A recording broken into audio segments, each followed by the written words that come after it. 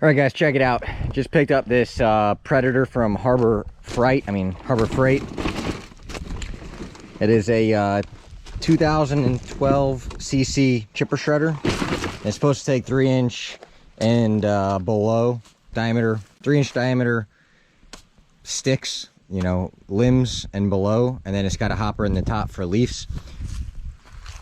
I don't want to do too much on this. There's plenty of stuff out on YouTube covering this chipper shredder. It's not great, but I think it's going to be what we need out here. There's an app where you can open your property up for those chip trucks from like tree companies. They'll come drop their chips on your property. But that app isn't popular out here. In fact, I haven't seen anybody like in this whole region, like not region per se, but state in Virginia.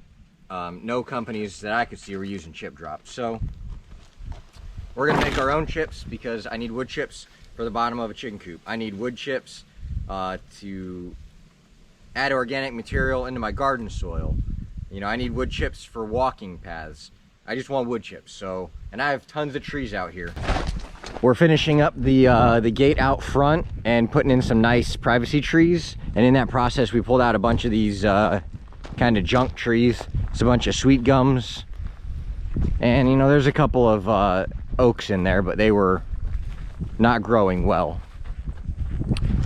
So what we're gonna do is we're gonna chop a bunch of this stuff up for firewood, and then a lot of this smaller stuff we're gonna run through this chipper shredder, like this oak right here. We're gonna run it through that chipper shredder and make us some mulch for the garden. I had to put this fence up because my sheep and the neighbors' pigs keep coming and eating my comfrey, but this is going to be my garden area, so we're just going to start piling up wood chips out here. We're going to get this thing opened up, put together, check the oil, add some fuel, and we'll kind of get to it. And I'll bring you guys in when we start getting some mulch made.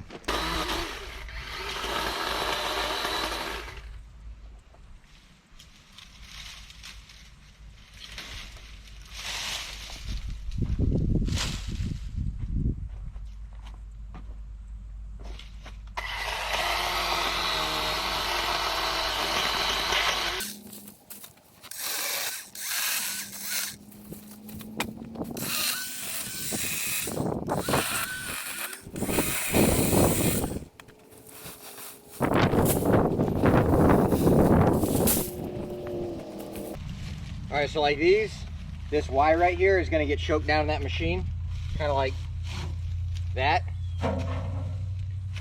So you can pre-crunch it so that it's under that like 3-inch opening here. So that works there, but like this bigger stuff, like it's not gonna pull this in. So you're gonna have to cut that off and pretty much get rid of this chunk right here, because it's not gonna fit through this neck down here. And you don't want to shove it in the top, because the top is made mostly for like leaves, and even these small sticks like this, it takes like big bites, because it's meant to chop up and mulch leaves. So even this right here is probably going to bog it down a little bit, which you'll see when I do it. But you got to get rid of this union here. Cut it here. It'll eat these just fine, and it'll even eat this just fine, but this is going to get jammed up in that neck. So we'll trim all that down with a saw. And then even if you've got like sometimes a branch turn like this, I mean, if you look at it, it could be wider than 3 inches. So you're gonna have to give it a little bit of help to get through. The other thing I've done, this is a little short, but maybe a little bit longer than this. I keep it around for a push stick. So like when these things get caught up in here, you don't want to put your hands, well, first off, you don't, from what I understand, I'm not a tree guy. But from what I've read online, you don't want to wear gloves and you don't want to wear loose-fitting clothes. Less important around one of these smaller residential level machines, and more important around the big ones where it can pull you in with the log and then it'll just spit you out the other side as fertilizer. But this one, you still don't want your arm getting caught down in there. So when you're pushing things in here, you shouldn't be wearing gloves. But I'm using the chainsaw still, so that's why I got my gloves on. But anyway, so you have a situation like this, instead of using your hand down here to push them in, just take yourself a push stick and you can push it down there with that push stick. So let's get these bigger pieces knocked down a little bit more, and then we'll start feeding it through. You can see I already have a pretty good bag of mulch here. This is the first one I've made. I just wanted to kind of get a feel for it before I brought you guys in. But the machine is doing awesome. I've probably made this with about 15-20 minutes of work. And a little bit later in this video, I'll go over some of the reasons that I wanted to get this machine and make my own mulch. It's not just to save money, but we'll get to that later. Let's finish this up. We'll get this down on some of our new trees. We'll talk about some of my concerns, and then we'll kind of wrap this video up. This is just meant to be a quick video introducing this Predator chipper shredder and my use for making mulch for it.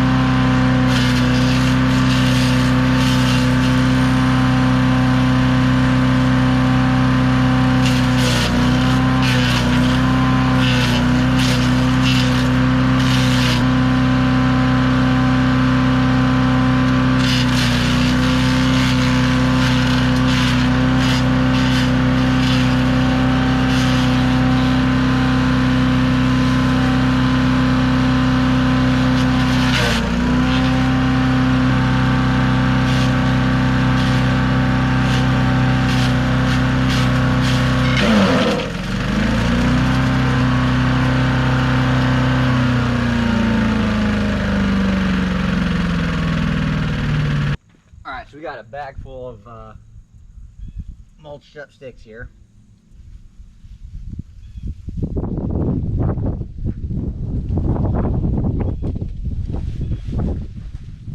See, when it comes through that top chute, it spits out stuff kind of like this. Or when you send it down the top hopper. Where the rest of it, you can see this is all some really nice, finely mulched stuff here. Alright, so here's the plan. I put in even more fruit trees out here in the past couple weeks because I went through Tractor Supply, and what do you know, they had a bunch of trees out. So I put in some more trees, and I want to get a nice mulch ring around them. Some trees have mulch rings, which is store purchase mulch, and other trees don't. Speaking of store purchase mulch, I was trying to find some standard mulch that would break down. It wasn't dyed, it wasn't cedar. And when I was up at Lowe's, I couldn't find like just a natural mulch. So that was one reason I got this. I just wanted wood chips that are gonna break down. So I went on Chip Drop, which is a website or an app, whatever. And I made an account and I requested a Chip Drop, offered like $20, but there's nobody in this area that does Chip Drop. I looked up if there were any chip trucks in the area, and there's only like 1 or 2 tree services, and I don't think they have chip trucks from what I could tell. That led me to creating my own mulch. Let's see, a concern I have. Some trees put off, so it's called allelopathic. Allelopathic? A-L-L-E-L-O-P-A-T-H-I-C. And if you look up a list of those trees, we got eucalyptus, sumac, black walnut, sugar maple, walnut, cedar, and I'm sure there are plenty more. Sycamore, red oak, black locust, American elm. But anyway, look that up. But what it does is it inhibits the plants around it to germinate and grow. So if you're gonna create your own mulch and you're looking at using some of those trees, just keep it in mind, look into it. What I'm doing here is going to be no different than if I get Chip Drop, or probably if I go get stuff from any big box store. Short of buying like specifically pine chips or cedar chips, I'm sure it's just a crapshoot of what you're ending up with. But now I know this stuff, I know where it came from. I have a huge abundance of tree branches, and I don't even have to, this is stuff that I ripped out of the driveway because I'm making it a lot nicer up there, giving it some curb appeal. So that's why I have this stuff laying here, and instead of just burning it all away like I've done the rest of this stuff, like this was all treed when I first got here. I mean, you couldn't even breach the boundary, like the perimeter of the woods. It was just a thick underbrush. We call it clear cut, I think like 7 to 10 years ago, give or take. So everything that had grown back up in here was just this stuff, just like 2 trees growing out of one root system. You know, these trees aren't going to be good long term. They're eventually going to fall over. Most of the root systems are fairly shallow, which is a problem I'm running into now out here on the edge of this old growth. I've got some younger trees, and when we get good gusts of wind out here, they're just blowing over. So anyway, no great loss here. I'm planting trees in the place of all these trees I took out. I'm planting trees that we can use for foraging and food for ourselves and the animals. So, but that's a whole different topic. If you want to see everything that's going on with all that, most of it's in video form. Just have to go to some of my earlier videos. But for now, let's go take this mulch. We discussed some of my concerns. Let's go take this mulch out and put it around the trees. Oh yeah, and the Gator quit running on me again. So even with this new engine, we're carrying this stuff. I think the Gator is an electrical issue on this one again. There's like an oil level switch, and I think I bypassed it, but I can't remember. But that's probably why it's not currently running. Either it's feeling like it's low on oil because of the way that the engine's sitting in there again, or something came unplugged. But we're getting some good exercise because after we do these wood chips, we will haul 5-gallon jugs of water back out here, probably on 2 different occasions, to water all these trees. But I'll see you guys out there. These are some winter peas that I planted, and they were doing amazing. And then we got 4 weeks of no rain. So then they stopped doing so amazing. This batch of winter peas back here is doing quite a bit better for some reason.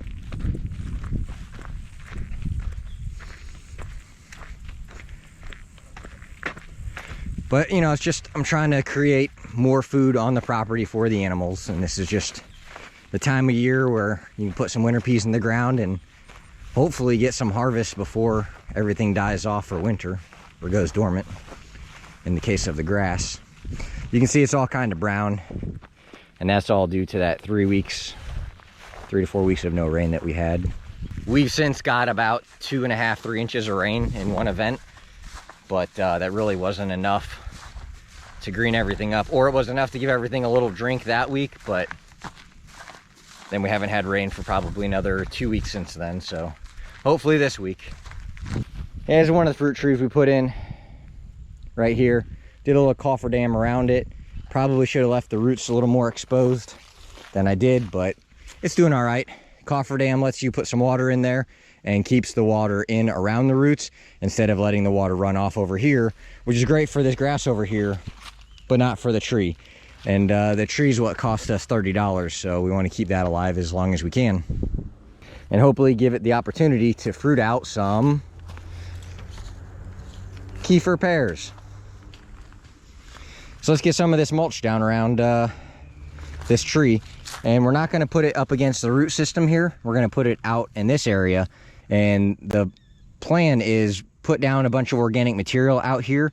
And then when it does get water, all of that organic material kind of holds moisture in the soil and in itself. So the tree can use that more long term than just the, you know, hour or two that it gets water from the rain.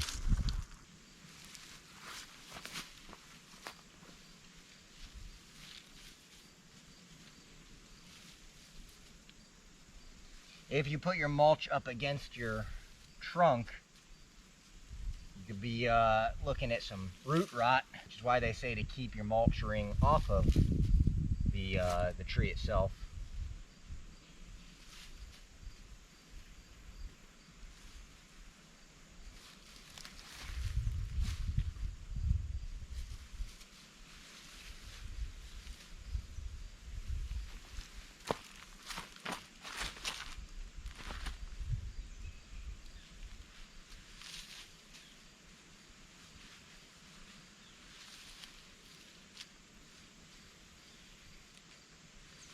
mulch isn't that expensive. Probably less than $10 a bag. But like I said, the availability of just some basic mulch, it just isn't there.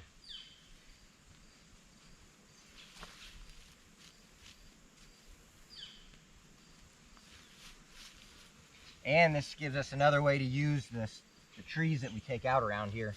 Instead of just burning them to get rid of them, we can apply them this way. Because burning them, you're still applying them. You're making potash, you know, putting that back into the soil. But I feel like this is a more immediate return. So that one's done. We're gonna move on to a couple more. I think we probably got enough for 3 good mulch rings out of this bag. And I didn't drag a tripod out here, so you guys are gonna hang out on the that beehive. I was gonna say that beehive, but they're a little spun up and active today, so we're not gonna get too close over there. But these guys are they're probably out foraging.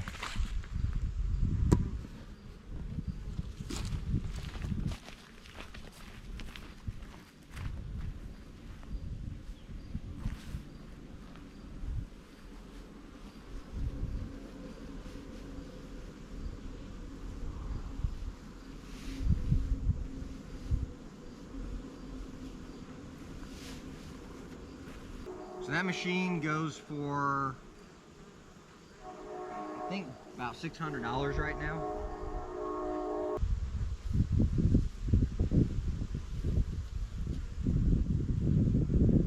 So it would take,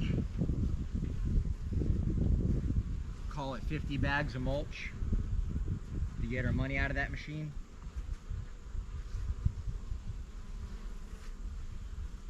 Which I definitely see us making 50 bags of mulch. I mean, heck, this was probably 2 bags worth of mulch right here.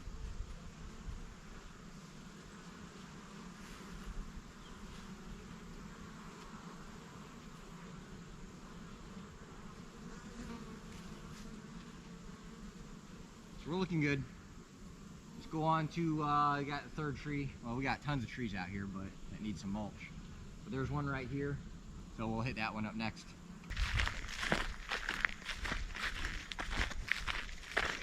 You can see that one's got a little mulch ring.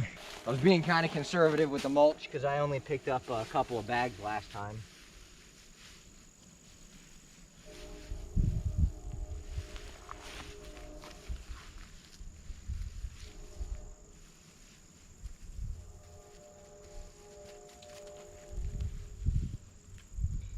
And it's never enough.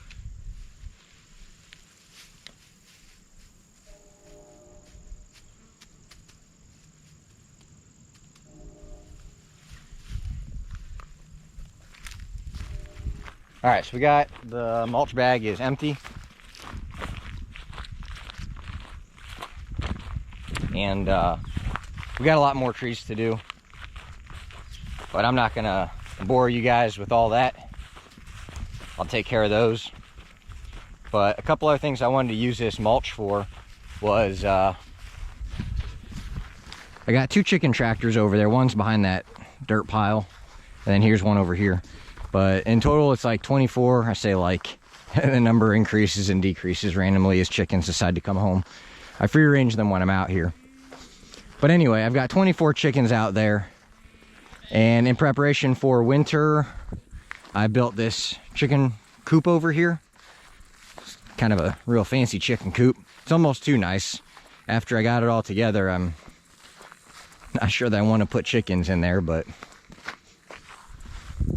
these sheep act like I don't feed them, and they don't have plenty of stuff to eat out here.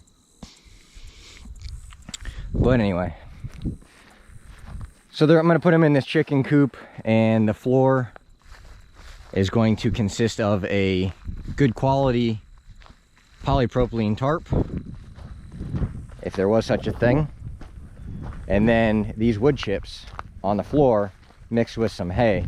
And I don't know how often we're going to have to switch that floor matter out, like how fast they're gonna nasty it up, but I want to look into deep litter But depending on how quickly they muck up the floor in there, between the wood chips and the hay or straw that I get my hands on, we'll have to be switching that stuff out. So this could be often.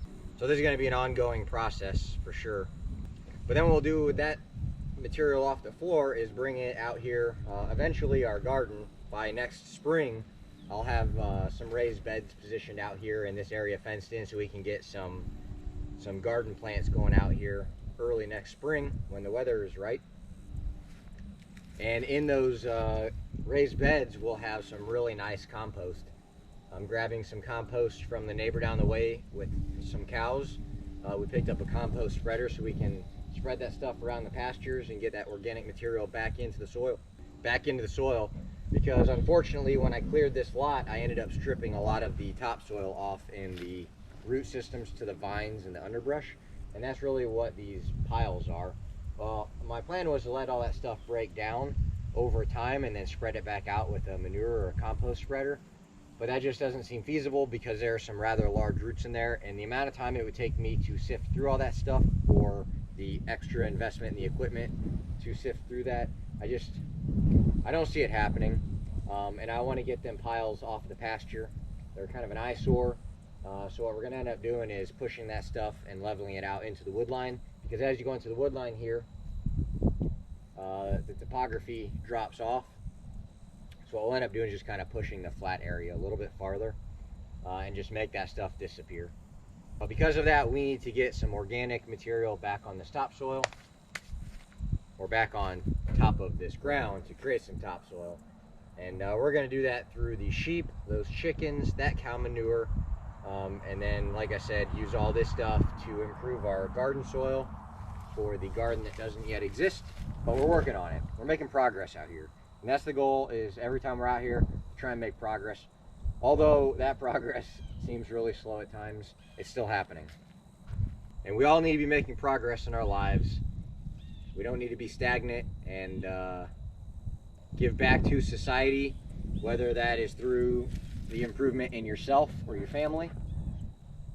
My goal out here is to make I'm not going to say like a better life than I had. I had a good life growing up, but a better life for my family, one that is productive, where we can grow and raise some of our own food, and kind of get my family, my kids, back to where their food comes from. As a young boy, as my parents were raising me to be a man, we had pigs for 4-H, and usually one of those pigs would end up in our freezer. So I grew up eating some very delicious pork, and I don't think I've had pork that good since I was a kid. And we also had chickens. I don't know if we ever really bought eggs at various points throughout my childhood. But I want that for my kids too, and I want to create a sustainable life for my family. And the ultimate goal out here for me is to try and pull as much as we need to sustain ourselves off of this property, through the garden, through the animals, and through the fruit trees and the nut trees, and everything else. But that's the plan. More on that later. Thanks for tuning in on this one, and we're going to get back to making mulch, because I've got tons of trees out here that need mulch and limited time. So I'll see you guys in the next one. I know that came off kind of clunky. I didn't really plan on talking about it at the end of this video, but I feel like you guys, I've never really talked about my direction, or like the direction I'm heading at here on this property. You just see me building this kind of farmstead, homestead thing, and I've never really talked about why I'm doing it. So although kind of clunky, you know, there's a little insight into my goals. And like I said, we'll touch more on it in the future, but I'm just appreciative of you guys coming along with me. I hope you enjoy these videos that I put out, and I hope you gain something from it. Some of it hopefully is the way that you could do something, and then maybe some of it is how you aren't going to do something because you watch my struggle or my failure. But without struggle, without failure, you're not learning anything. If you get everything's just handed to you, you don't appreciate it, and you don't really learn from it. So Through this process, I have learned that I am not going to do certain things certain ways in the future ever again. But this isn't one of those. We're going to keep making our own mulch. So see you on the next one.